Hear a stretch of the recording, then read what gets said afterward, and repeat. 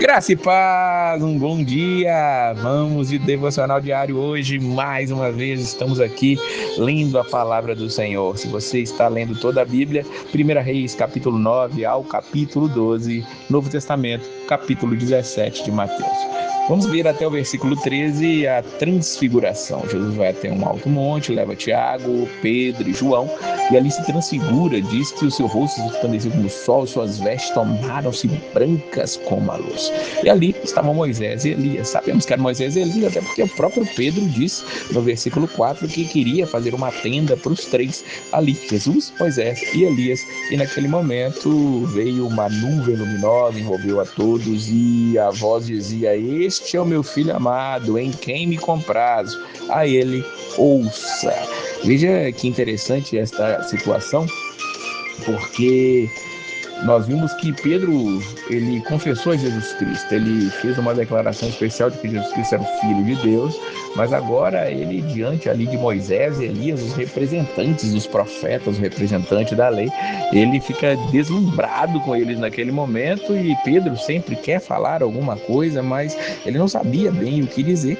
Então ele vai dizer que vai construir tendas, ele queria ficar ali, deve ter sido algo espetacular ter estado ali na presença desses homens maravilhosos de Jesus, de Moisés, de Elias, desses servos do Senhor. E Pedro queria aproveitar aquilo mais tempo, mas a voz do céu que veio depois que Elias e Moisés desapareceram foi: "Ouça ao meu filho, é dele que eu me comprazo." Não é que Jesus ele já tinha dito que ele não veio para abolir a lei e os profetas, ele não veio para acabar com o que Moisés, com o que os profetas escreveram, não, ele veio para cumprir. Aqueles ali estavam apenas vendo o cumprimento das suas palavras acontecendo diante dos seus olhos, e Jesus é o cumprimento disso. É a ele que nós temos que ouvir, é a ele que nós temos que exaltar.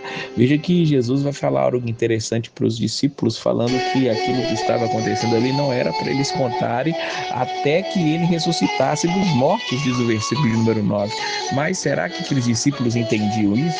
Talvez não, porque um pouco mais abaixo, quando Jesus mais uma vez vai predizer sua morte e ressurreição, nos versículos 22 e 23, os discípulos vão estar entristecidos, porque Jesus diz que eles vão matá-lo, mas ele diz: "Eu vou ressuscitar." Então essa tristeza não era para ser contínua, não era para ser constante, mas nós, já sabendo o final da história, sabendo que esses discípulos eles só foram entender a morte e ressurreição depois que realmente aconteceu.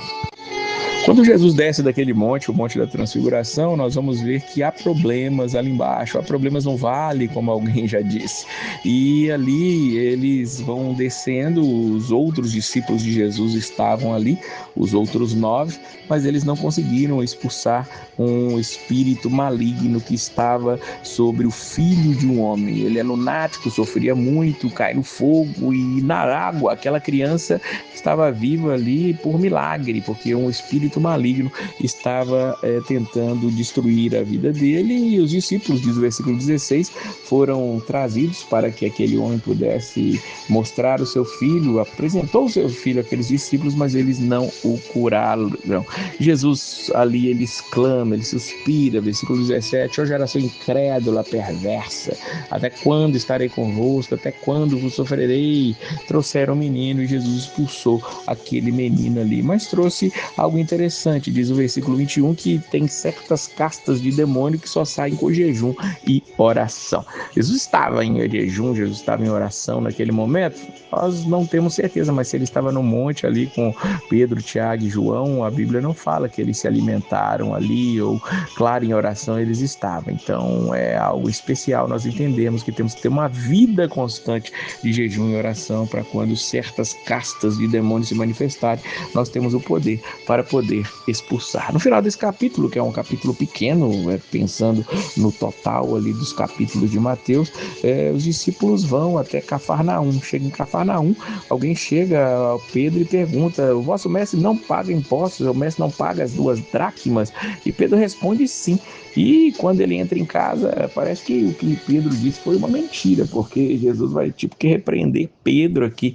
Jesus se antecipa: "Simão, o que te parece? De quem cobra os reis da terra impostos? impostos e tributos, seus filhos dos estranhos, a Pedro dos estranhos. Jesus lhe disse logo, estão isentos filhos, ou seja, eles não deveriam pagar impostos porque eles eram filhos, mas ali era comum os romanos que tinham dominado aquela terra cobrarem impostos. Para isso, Jesus vai e fala, vamos resolver essa situação. Vai até o mar, lança o anzol, o primeiro peixe que você pegar, você vai tirar dele um stater, que era uma moeda de um determinado valor, que valia, por exemplo, o imposto para 2 pessoas. Então você vai pegar esse stater e vai pagar o imposto por mim e por ti, diz o versículo número 27. É interessante nós pensarmos que Pedro, ele era pescador.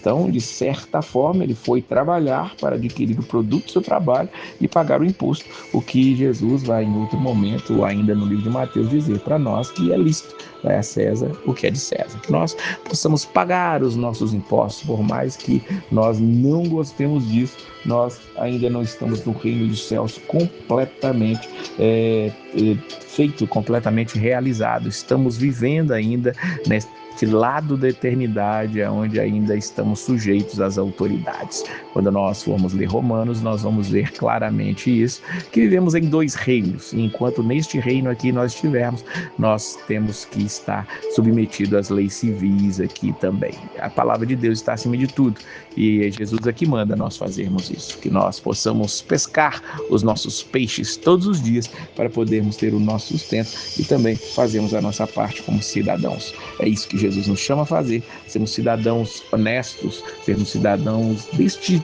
lugar, deste tempo, para que as pessoas percebam a presença dele em nossas vidas através das nossas atitudes aqui também. A ele que nós ouvimos e a ele nós obedecemos. Que Deus abençoe a sua vida sempre e a paz do Senhor. E se você ouviu até aqui, lembre-se de colocar: Jesus ressuscitou.